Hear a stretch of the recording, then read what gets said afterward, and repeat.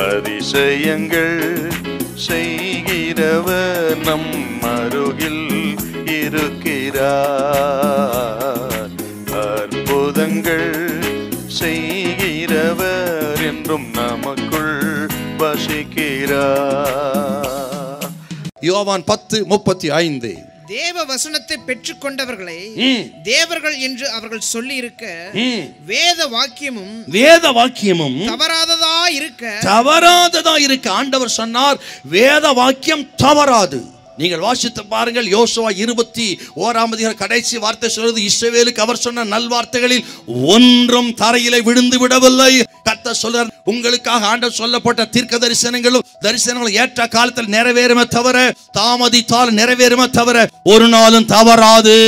அருமையான சகோதரியே, கர்த்தர் உனக்கு கொடுத்த வாக்குத்தத்தம் நிறைவேறும். அருமையான சகோதரனே, உனக்கு கொடுத்த வாக்குத்தத்தம் நிறைவேறும். கர்த்தருடைய ஆவியான சொல்கிற, சின்னவனாயிரமும் சிறியவன் பலத்த ஜாதியுமாவான். நீ பலத்த ஜாதியாவாய். ஆண்டவரை நம்புகிற, ஆண்டவரை விசுவாசிக்கிற, வேதத்தை நம்புகிற உன்னை பார்த்து கர்த்தர் சொல்ற, நீ பலத்த ஜாதியாவாய். வலது புற இடந்து புற இடம் கொண்டு பெருகுவாய். நீ குறுகி போவதில்லை, நீ குன்றி போவதில்லை. இந்த வேதத்தை நம்புகிற, வாசிக்கிற, தியானிக்கிற ஒரு நாள் வெட்கப்பட்டு போக விட மாட்டா. விழுந்து போனவரை நிமிர்ந்திருக்க செய்கிற ஒரே புஸ்தகம் அப்பன் இயேசு கொடுத்த பரிசுத்த வேதாகமம்.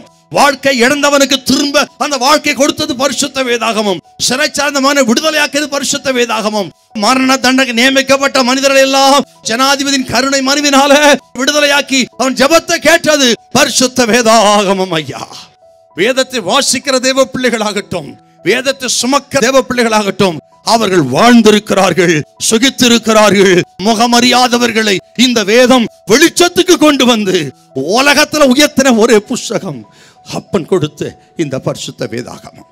இந்த வேதத்தை எத்தனை பேர் நாம் கனம் பண்ணுகிறோம், எத்தனை பேர் வாசிக்கிறோம், எத்தனை பேர் தியானிக்கிறோம். ஆண்டவர் நமக்கு கொடுத்த இந்த வேதாகமத்தை யாரெல்லாம் கனம் பண்ணுகிறார்களோ அவர்களை கர்த்தர் கனம் பண்ணுவார். ஆண்டவர் சொல்கிறார், வேதம் நமக்கு ஒரு விளக்காய் இருக்கிறது.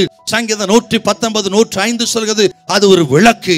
இருட்டில் இருக்கிற மனிதனுக்கு வெளிச்சத்தை கொண்டு வந்து கால்களுக்கு தீபமும் பாதைக்கு வெளிச்சமா இருக்கிற வேதாகமம். இருளுக்குள்ள இருக்கலாம், சமாதானம் இல்லாமல் இருக்கலாம், சந்தோஷம் இல்லாமல் இருக்கலாம், உலகம் அறியாமல் இருக்கலாம், பில்லி சூன்ய கட்டில பாதிக்கப்பட்டிருக்கலாம், எல்லாம் சூன்யமயமா இருக்கலாம். இந்த வேதாகமத்தை நீ வாசிப்பாயானால், இதை தியானிப்பாயானால் உன் குடும்பம் கட்டப்படும், உன் வாழ்க்கை கட்டப்படும். சின்னாவண்ணமாகி சிதறி போயிருக்கிற உன் வாழ்க்கையை ஒன்று சேர்த்து கட்டி உன்னை பிரகாசம் அடைய பண்ணுகிற அற்புதமான புஸ்தகம். மரண படுக்கையிலும் உன்னை பாதுகாக்கக்கூடிய ஒரே புஸ்தகம் அப்பன் கொடுத்த பரிசுத்த வேதாகமம். ஹல்லேலூயா, ஹல்லேலூயா.